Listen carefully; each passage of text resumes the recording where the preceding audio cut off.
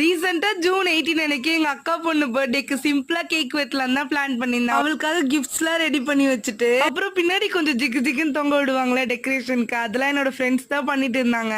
நானும் என்னோட ஃப்ரெண்டும் தான் கேக் வாங்க போயிருந்தோம். போனது என்னவோ கேக் வாங்குறதுக்கு தான். இவ பொறுமையா பப் சாப்பிட்டுட்டு உட்காந்து இருந்தா. அப்புறம் கேக் எல்லாம் வாங்கிட்டு வீட்டுக்கும் போயிட்டோம். சொல்லவே மறந்துட்டேன், இது எங்க பாப்பாவோட செகண்ட் பர்த்டே தான். எனக்கு எப்பவுமே இவளோட பர்த்டே அன்னைக்கு ஃபர்ஸ்ட் கேக் நான் வெட்டிடணும் தான் ஆசை. எங்க அக்கா மாமா செலிப்ரேட் பண்றதுக்கு முன்னாடி 12 o'clock வெயிட் பண்ணி கேக் வெட்டிடுவேன். இந்த டைமும் நான் கூட்டிட்டு வந்து செலிப்ரேட் பண்ணிட்டு தான் அவங்க கிட்டே அனுப்பிச்சு விட்டேன். எங்க அப்பா அம்மா தான் கியூட்டா அழகா எங்களுக்கு கை பிடிச்சு வெட்டின மாதிரி கேக் எல்லாம் வெட்டினாங்க. இவதான் இப்படி பண்ணிட்டு இருக்காளா இல்ல எல்லா குழந்தைங்களும் இப்படிதானா? வீட்டுல சும்மா இருக்க நேரத்துல எல்லாம் அவளே எல்லாத்தையும் எடுத்துட்டு வந்து சித்தி இது போட்டு விடு அது போட்டு விடு சொல்லி ரெடி ஆயிப்பா. இன்னைக்கு மேடம் வளையல் போட்டுக்க மாட்டாங்களா, கேக் சாப்பிட மாட்டாங்களா, இப்படிதான் அழுதுட்டு இருந்தா. பொம்மை ஸ்லிப்பர் கூட போட்டுக்க மாட்டாளா. உங்க வீட்டு குட்டீஸ் எப்படின்னு மறக்காம கமெண்ட் பண்ணிட்டு போங்க.